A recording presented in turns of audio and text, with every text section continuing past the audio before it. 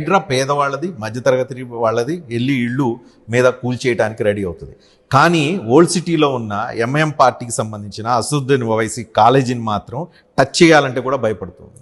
చాలా పొరపాటు అండి. చెరువులో పెట్టారు కాలేజీ, చెరువులో కావాలని కొద్దిమంది ఈ రకమైన మతపరమైనటువంటి ఆలోచన దాన్ని పూసి అది చేస్తాం.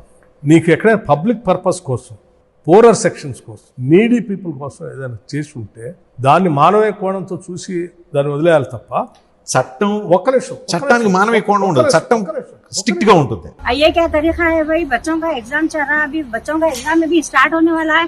ये लोग कोई बात मानने के लिए तैयार नहीं है.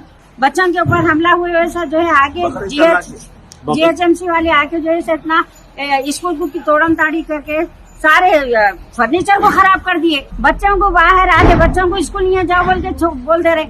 ये लोग को आर्डर ऐसा कैसा है? आपको इतला नहीं करे थे? हमको कोई इतला ही नहीं करे. इतला नहीं करे. अगर इतला करते तो हम आज का एग्जाम जो है मिस कर देते थे. कोर्ट के आर्डर को भी नहीं मान रहे. ऐसे कैसे इंसान है? चाहिए लोग